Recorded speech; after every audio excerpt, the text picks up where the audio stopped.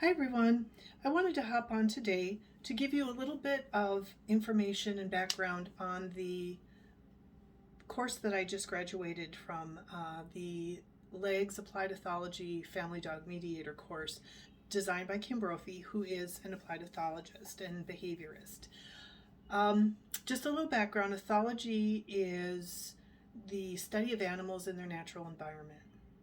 Applied ethology is the study of animals in an environment that has some sort of human control or captivity, such as farm animals, the animals in the zoo, and our dogs, because our dogs live with us and they are completely dependent on us for all of their creature comforts and their needs. The L.E.G.S acronym stands for Learning, Environment, Genetics, and Self. And those are the four pillars that we look at as we learn who our dogs truly are, deep down inside. And the family dog mediation is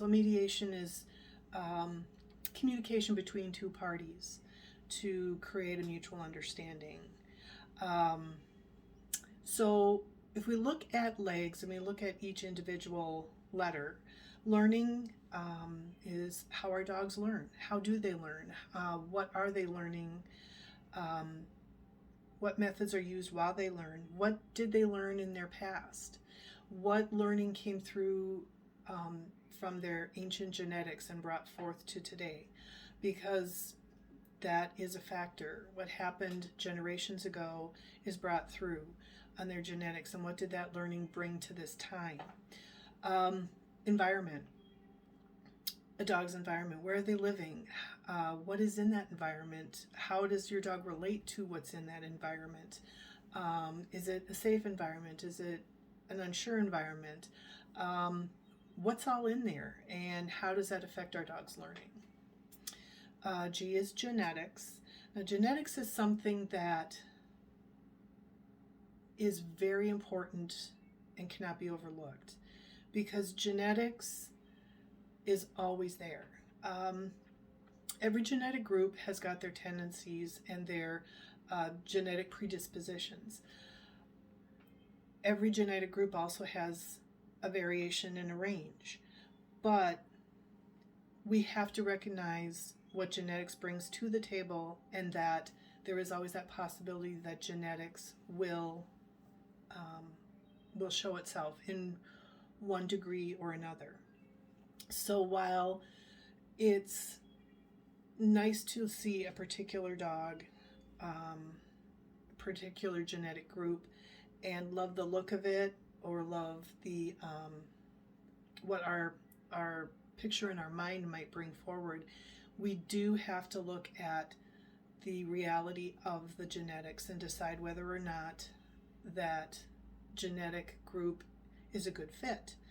Because not recognizing our dog's genetics is doing them a real disservice.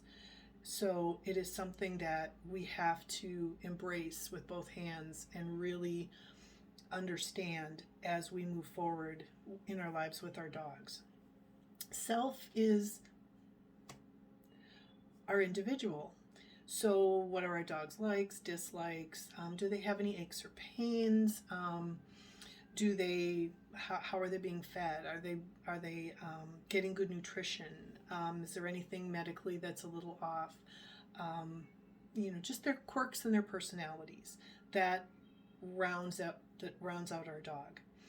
So when we work together, we take a step back and we ask some questions. We ask about the learning, and we look at it in a deeper level, the environment, and look at all those factors, the genetics, and what does that really bring? If you have a puppy, and we know the genetic group, when are they going to start seeing those behaviors coming out?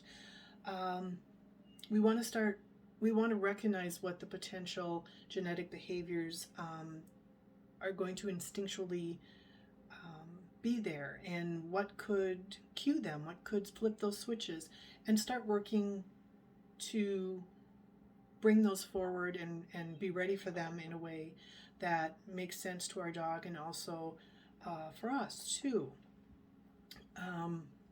So when with self, it's just like, let's see what our dog loves, doesn't love. Let's make sure that our dog's healthy, happy, stable, and we'll find ways to create the support that they need as their individual self. So there's a little bit more introspection, and recognizing our dog for the fact that they are an animal and that they do look at life a certain way. And when we embrace that, we can find methods of teaching our dog that make a little bit more sense to them so that they can really embody the behaviors that we are looking for. And at the same time, I'm helping you understand your dog better so that you can understand that there's certain things that our dogs are doing that are normal.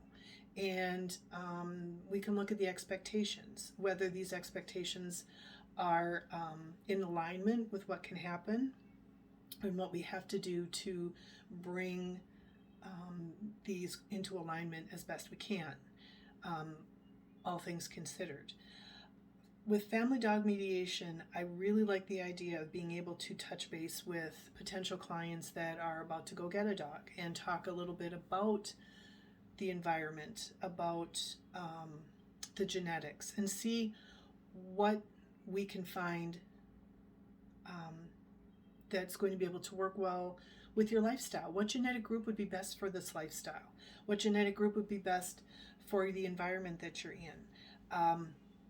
So it's a really nice way of taking a really global look at our dogs and moving forward with this knowledge so that everybody's on the same page. So that's just kind of a little bit in a nutshell on what the Family Dog Mediator certification is, what the L.E.G.S model of the Applied Ethology Family Dog Mediator course is. And I really look forward to going forward with everyone with this added extra knowledge and helping you learn deep down who your dog really is, and helping you to walk your journey together in the best way for everyone.